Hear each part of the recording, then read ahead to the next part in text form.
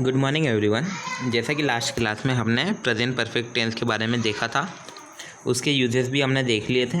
अब हम आज देखेंगे उसकी आइडेंटिटी देखेंगे कि किस तरह हम पता लगा सकते हैं कि ये प्रेजेंट परफेक्ट टेंस है। कुछ ऐसे वर्ड्स थे जो उसमें आते हैं।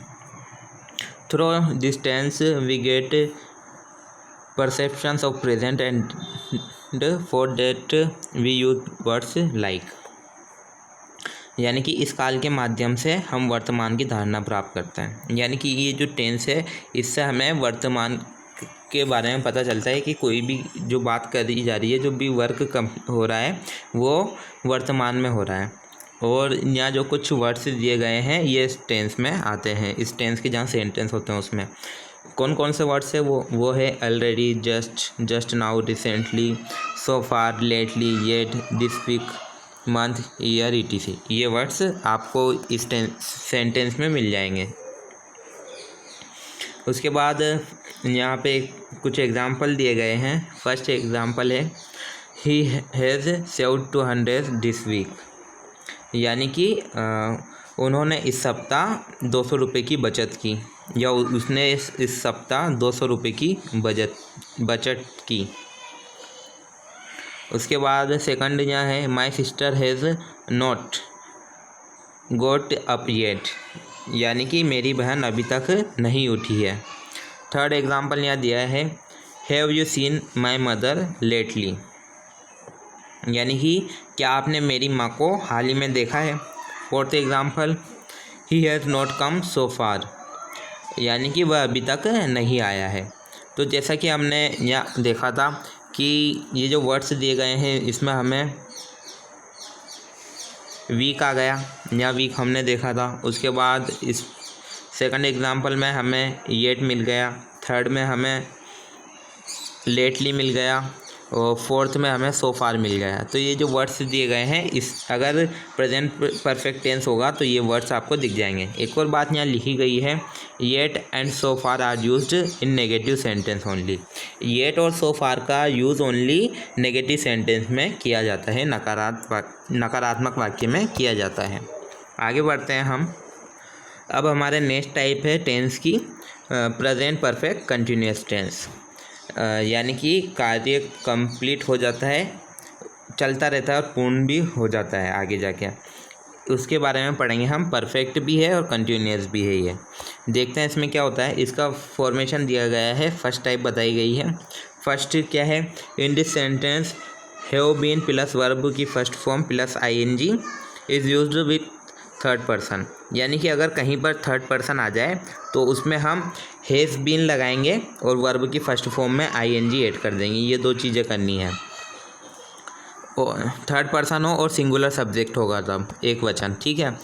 And have been plus verb first form ING is used with plural subject and other subject. और यदि बहुवचन होगा या कुछ अदर सब्जेक्ट होंगे तो उसमें हम हैव बीन लगाएंगे और वर्ब की फर्स्ट फॉर्म में ING लगा देंगे। Usually time is added after for since in this sentence, यानी कि इस प्रकार के जो सेंटेंस होंगे उसमें हम टाइम से पहले सिंस या फॉर लगाएंगे। यहाँ पैटर्न बताया गया है, जैसे कि भी हमने देखा सब्जेक्ट आ जाएगा, हैव बीन या हैज़ बीन या हैव बीन में से एक आ जाएगा, वर्ब की फर्स्ट फॉर्म प्लस ING आएगा, उसके बाद ऑब्जेक्ट आ जाएगा, फिर सिंस या फॉर में से एक आ जाएगा और फिर टाइम आ जाएगा।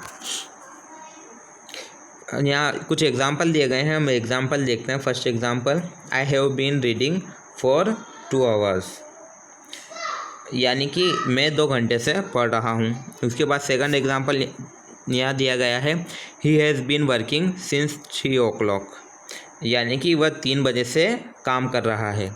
थर्ड एग्जांपल यहाँ दिया गया है they you we I have been playing since noon, यानी कि अगर दे आ जाए, यू आ जाए, वी आ जाए, आई आ जाए और बाद में अगर इस प्रकार से हो कोई सा भी कि I have been playing since noon, यानी कि दोपहर से खेल रहे हैं, तो इसमें बताया जाता है कि कोई भी जो वर्क है वो कंटिन्यू है और आगे जाके वो कंप्लीट हो जाता है। जैसे कि इसमें मैं 2 घंटे से पढ़ रहा हूँ, इसमें कि वो 3 बजे से काम कर रहा है और हम दिन से खेल रहे हैं, दोपहर से खेल रहे हैं।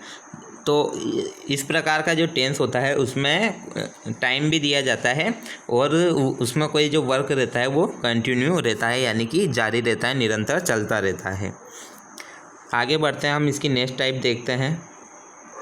इसकी सेकंड फॉर्मेट है नेगेटिव सेंटेंस, यानी कि नकारात्मक जो वाक्य होता है। Note is used after has have, यानी कि नोट हमें कहाँ लगाना है, हैज़ हैव के बाद में हमें नोट लगाना है।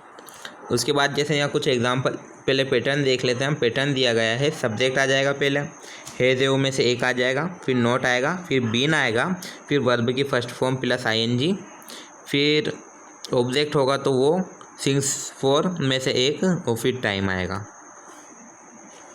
जैसे कि यहाँ कुछ एग्जांपल दिए गए हैं। फर्स्ट एग्जांपल हम देखते हैं। He has not been living in this house for 4 years,